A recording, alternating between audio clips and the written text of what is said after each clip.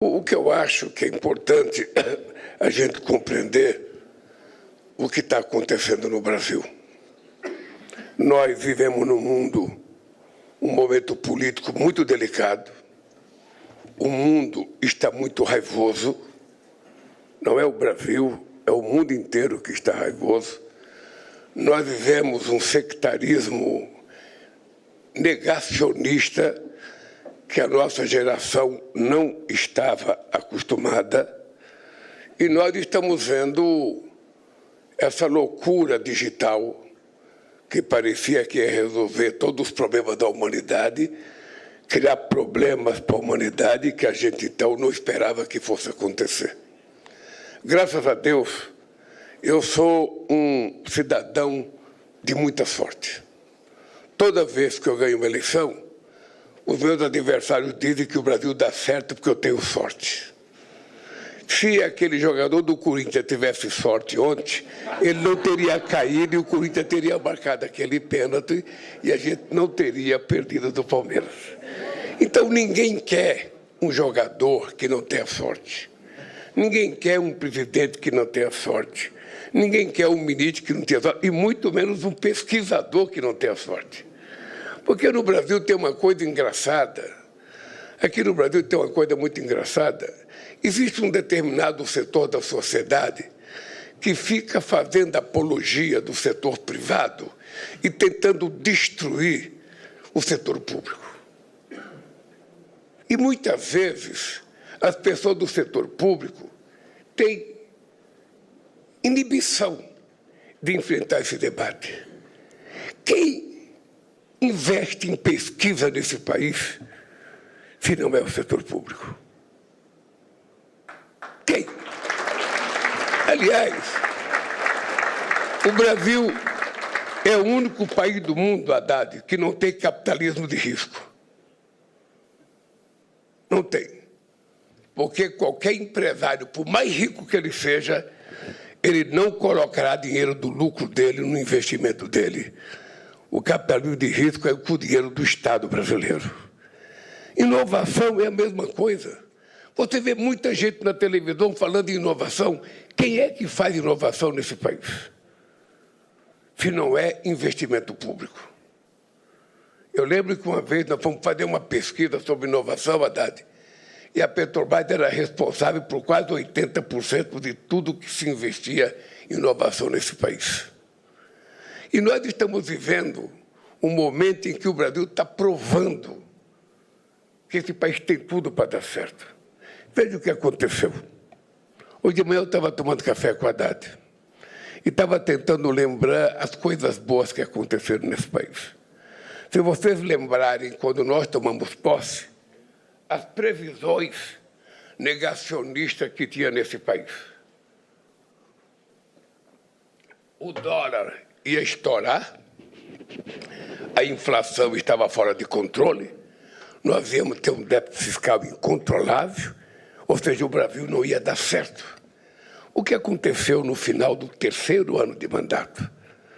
Nós temos e vamos ter a menor inflação em 4 anos, a maior inflação acumulada em 4 anos da história desse país. Nós vamos ter a maior população economicamente ativa da história desse país. Nós vamos ter o menor desemprego da história desse país. Nós vamos ter a maior massa salarial da história do país. Nós vamos ter o maior Enem e o maior SISU da história do país. Nós vamos ter o maior fluxo de exportação comercial da história do país. Eu fico me perguntando, e o dólar, que ia para 7, está a 5,22, a 5,23. O dólar fica oscilando porque depende do humor do Trump. Não depende de nós. Não depende da seriedade da nossa economia. Então, eu fico me perguntando, o SUS chegou a 14 milhões e 700 cirurgias eletivas este ano. Recorde dos recordes. Ou seja, aonde é que está a razão para alguém desacreditar nesse país, para alguém não apostar nesse país? Quando a gente vem no Instituto com a cara e com a marca do Butantan, celebrar a primeira vacina contra a dengue do mundo. Uma coisa nossa, criada por nós, pesquisada por nós. Ou seja, e quem sabe a gente possa produzir em quantidade para servir os países mais pobres do que nós, sobretudo a América Latina e a África. Ou seja, por que nós não acreditamos em nós? Por que muitas vezes a gente ainda consegue viver com o complexo de vira-lata que a elite brasileira viveu durante todo o tempo de colonização? Por que a gente não pensa grande como nós somos grandes? Quantos países do mundo têm a primazia de ter um instituto como esse? Quantos países do mundo têm a primazia de ter uma Fiocruz? Não sei se vocês perceberam, nós só voltamos a crescer acima de 3% depois que eu voltei na presidência, porque de 2011 a 2022 a gente não crescia mais que 1,5%. Isso é sorte. Isso é sorte de saber montar uma equipe. Isso é sorte de saber tomar decisão.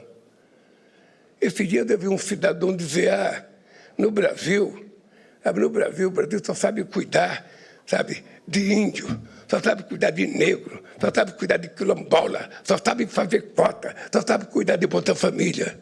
Não, nós sabemos cuidar de muita coisa. O sistema financeiro nunca ganhou tanto dinheiro como ganha no nosso governo. Os empresários nunca ganharam tanto dinheiro como ganham no nosso governo. A indústria automobilística, que em 2011 produzia 3.600.000 carros, quando nós votamos, estava produzindo apenas 1.600.000. E agora já está voltando a produzir quase 2.600.000. Tudo isso é sorte de políticas bem corretas, feitas coletivamente, para provar que esse país pode dar certo. Então, eu tenho agora mais uma coisa importante. Quando eu viajar, eu sou muito teimoso e sou muito tinhoso. Sabe, se o Trump conhecesse, sabe, o que é a sanguinidade de Lampião num presidente, ele não ficaria provocando a gente. Ele não ficaria provocando a gente. Porque ele sabe que a briga do Brasil com ele, não adianta ficar falando na televisão, eu tenho o maior navio de guerra, eu tenho, sabe, o maior submarino do mundo, eu tenho um avião, um navio que é 100 vezes mais importante do que da sua. Eu não quero briga com ele, eu sou doido. Vai que eu brigue e eu ganho, o que eu vou fazer? Aí que eu brigo, o que eu vou fazer? Então, a briga do Brasil é a briga da construção da narrativa. Nós queremos mostrar que o mundo não pode prescindir do multilateralismo.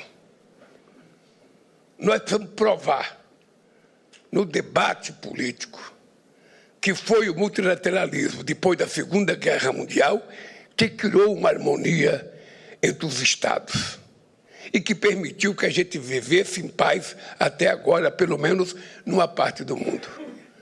O unilateralismo, imposto pela teoria do que o mais forte pode tudo contra o mais fraco, a nós não me interessa. Eu não quero ter supremacia sobre o Uruguai.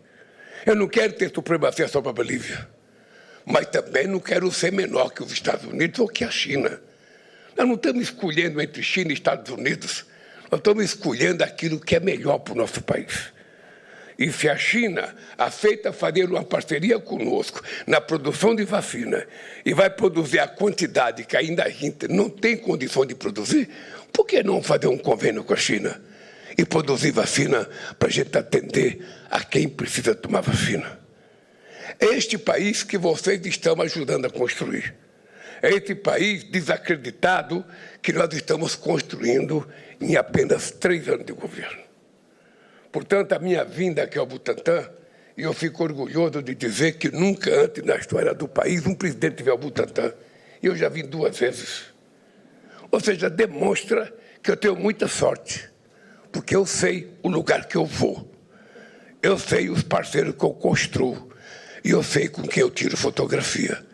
Por isso, fortalecer o Butantã não é uma decisão econômica para ajudar este ou aquele Estado.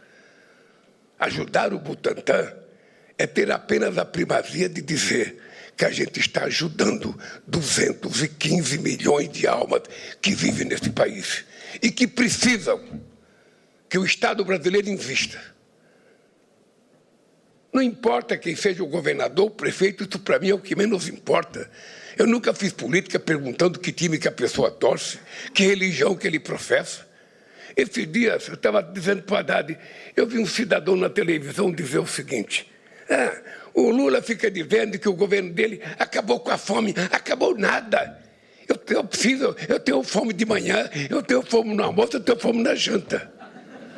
Ou seja, é essa ignorância que nós temos que vencer daqui para frente.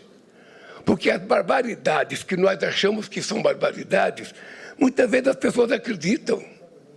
Se vocês saírem na rua e vai na Praça da Sé e gritar, tem um elefante voando, um monte de gente leva do pescoço. Fake news é isso. Fake news é isso. É por isso que nós lançamos o pacto contra a violência e a criminalidade das mulheres.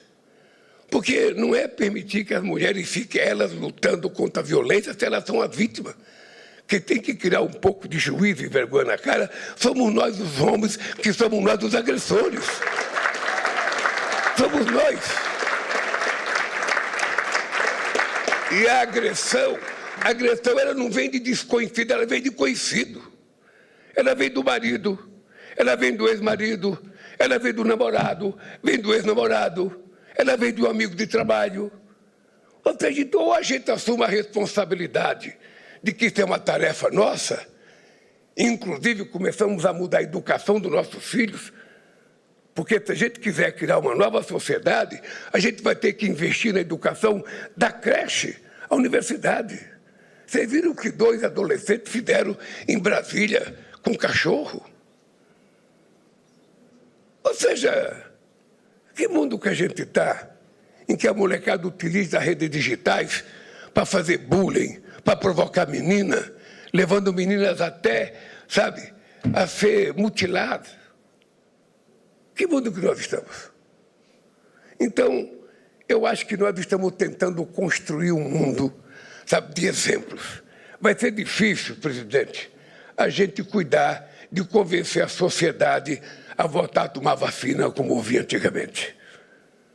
Mas nós temos que ter a obrigação de não desanimar, de fazer campanha, de falar na escola, daí os professores falarem, os pastores falarem, os padres falarem, os políticos falarem, até que a gente convença as pessoas de que tomar vacina significa evitar a possibilidade de que, em algum momento, a natureza possa atrapalhar a vida de uma pessoa.